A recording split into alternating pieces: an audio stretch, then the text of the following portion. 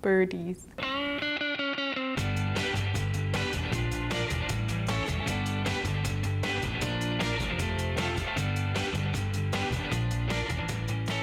Hi everyone, Talia from Zart Art. Today we're going to be making a mosaic tile in the shape of a bird. So to make our mosaic tile, we've got some air drying clay, we've also got some wooden slats, rolling pin, mosaic tiles and Supertac to glue the tiles down. So to start off with, I've made this little bird template. So this will be the shape of the tile that we're making. And we're going to roll out our air drying clay and then use our little template to make the shape of the bird. So with our air drying clay, we've just got a silicone mat underneath. This is just so the clay doesn't stick to the table. And we've also got a little bit of water. So with some air drying clays, they can dry out quite quickly. Others feel a bit more rubbery. There are some air drying clays that feel quite natural, and there are other ones that have more of a plasticky texture. So depending on what you have, you might need to put more force into it when rolling out. So these slats on the side are just to keep it level. Now, because this is a bit more firmer, this clay, I'm just going to stand up so I can put a little bit more pressure into rolling it. We're going to make sure that our slats are even, and as you can probably notice, this is a textured rolling pin, but a normal flat rolling pin will be fine to use as well. So just using our slats as a little bit of a guide, just so we don't go too thick or too thin in certain areas. But if you don't mind if it's a little bit uneven, you can get a good result from that as well. Okay, now that we've rolled out our clay, we can take the slats away and the rolling pin because we won't need to use those anymore. And just make sure that the air drying clay hasn't stuck to the bottom. And we can place our template over the top. Now you can use the potter's knife or clay tools to cut around the template, and then we can start mosaicing.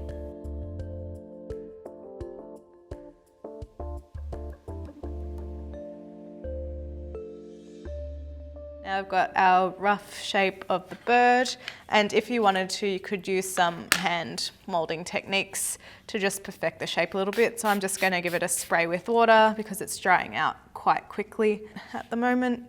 So I'm just going to go around to smooth off some of those pieces around the edges because it'll look a bit nicer once you've got your finished work, if you've got everything nice and level. So at this point, if you were doing something like this in a classroom, you might want to leave the bird to dry for the next week or whenever you have your classes again. If you don't want to wait and you want to continue straight ahead, you can start mosaicing the tiles over the top. So we've got some different tiles here. We've got some cracked glass tiles which have transparent glass going all the way through and then the colour at the bottom. So these ones are quite thick, which will work nicely. We've also got some triangular tiles and some square tiles which are a bit lower. So if you were doing this with younger kids especially, it makes it much easier to have tiles which are all the same height, because when you grout the tiles it'll be much easier to manage. But because the contrast in the colours and the different shapes will work quite well for this picture, what I'm going to do is use a combination of the two different tiles. Now we've got our Supertac. So Supertac is just a very thick, tacky glue. So this will stick on our tiles quite nicely. And I'm just going to use these blue tiles for the shape of the head and the tail feathers, and I'll use the black and the white tiles to get the shape of the wings. So when you are working with the Supertac and the mosaic tiles, don't worry too much if you do get glue on the tile, because once we start to grout over the top, we'll be wiping down the tiles anyway, so you will get rid of all of that excess residue.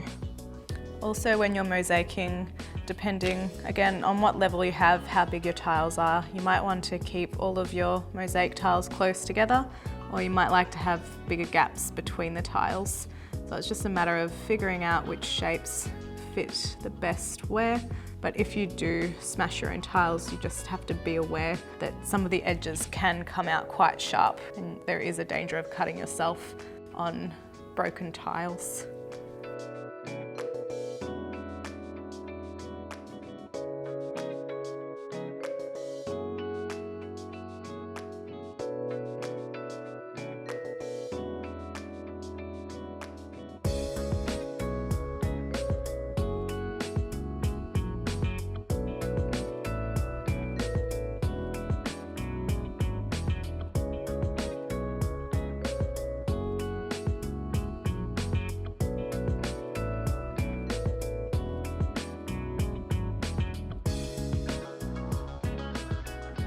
Now that we've got our tiles laid out onto the clay, the Supertac will take a little while to dry. Again, if you're doing this with a class, I'd probably wait for it to set until the next lesson, but we're going to give it a little while before we start grouting over the top, and then once the Supertac's dry, we can do the final stage. Now we're back with our mosaic bird, so we've let this dry for about an hour or two, so the Supertac hasn't completely set. Like I said before, if you can leave it for a few days to completely dry, then it will be a bit better, but you can still grout over the top. You just have to be a bit more gentle with it, just so the tiles don't become loose.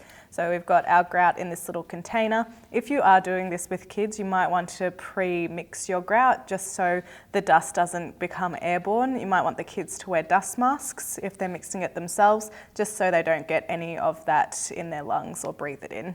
So we've just got some water here, and we have about a cup of grout, and as you go, it's best to add in the water and then give it a stir and get a bit of a feel for how much you actually need to add.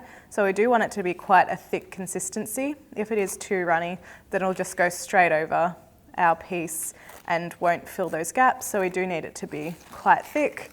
So just give it a mix and add more water if you do need to. So this is quite a good consistency. As you're working with the grout, you'll notice that it will start to go off and it will go thicker by itself.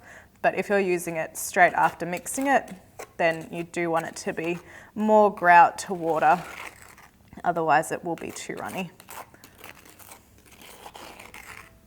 Okay, so that's quite a nice pasty consistency, so you do need it to hold its shape a little bit, so that should work quite well.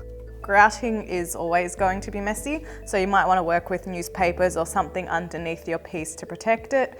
You'll have a lot of residue left over as well, which is just something you can't really avoid in doing this, but make sure you've got some cloths and a sponge handy to use, because we'll be wiping the grout away from the tile once we've applied it. We've also got this little rubber squeegee to just help the grout go through those gaps in the tiles as well, so we can pull that through.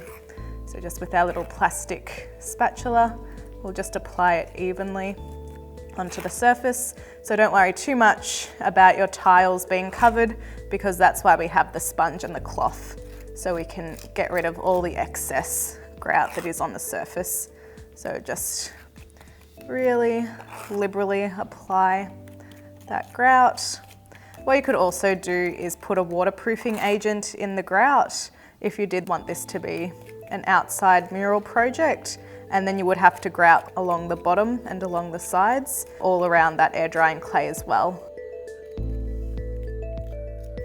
So if you didn't have those rubber squeegees, you could just use a plastic palette knife or a spatula to go around, but this will help me just to even up that layer and get rid of that excess that's there. So again, we need to be a bit more gentle with this one because the glue hasn't completely dried. So as I'm wiping that away, I'm just making sure I don't catch any of those loose tiles. And just with your palette knife, you can clean up the edges a little bit as well, but we'll also get the excess from the edges with the sponge. Okay, so now we've got our grout nice and even. So just with our wet sponge, we'll start to remove the excess off the tiles. So make sure you've got your bowl of water handy, and you might need a few fresh bowls of water or change the water every so often, because there is a lot of residue to get rid of, and the cleaner your sponge, the easier it is.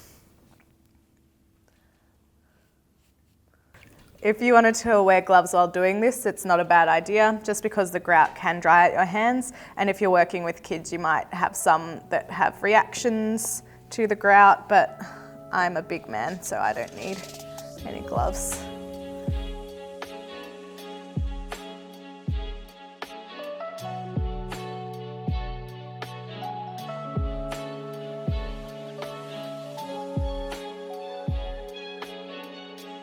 So as you're working on cleaning off your tiles, what you'll notice is you'll get to a point where you're trying to clean off the tiles and the residue is still staying on there. What's best to do now is just to wait for the grout to set. So it shouldn't take long, about 10 to 20 minutes after you've been working with it for a little while. It'll start to set and harden. So after it's hardened a little bit, you can go over with a cleaner cloth and really clean up those bits, because if you're going over a wet sponge with wet grout, then it's just impossible to clean off all the residue. So we're just going to wait for a few minutes and then start to clean up those tiles and get them nice and really shiny.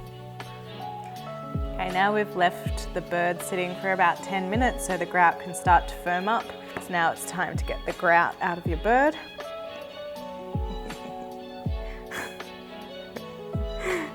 And just really nice and carefully going over the top of those tiles to clean them up. And you will have to constantly wash out your cloth. And like I said, if you are using a lot of grout, you might need to change your water over quite a few times to get it nice and clean. So even leaving it for a bit longer would be good, just so it doesn't go back over your already clean tiles. But if you don't have time for that, you just work with what you've got.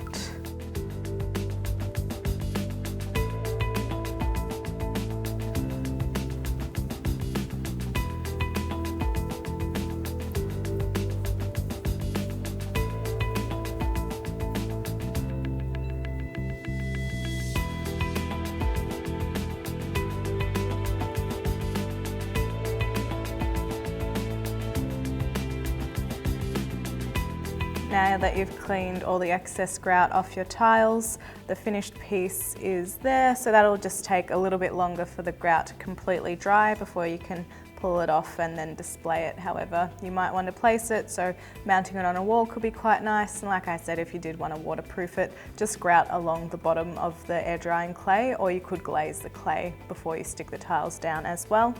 With the cleanup or your excess grout, what I find easy is to just let it dry in the container and then just squish the container so that the grout cracks, and then you can empty it into a bin. Don't wash this down the sink or it will clog your sink and you'll have a bad time. Otherwise, all the residue as well will take a few wipes to get it all off your tables, but that will be safe to do so just with your wet cloth. So in terms of all the cleanup, make sure you leave your grout to dry and then remove it into a bin instead of the sink. So this is quite a nice, fun and easy activity. So you could do this with some quite low grades, even maybe grade 2s upwards, because you've already cut out the shape and you've used a template to do that. Where you stick the tiles will already indicate the shape of whatever you're creating by the silhouette that you've got. So even if your kids aren't very good at mosaicing, having the base shape already there will help them distinguish what the actual finished artwork will be. But otherwise, our tile's done. And I am also done. Goodbye.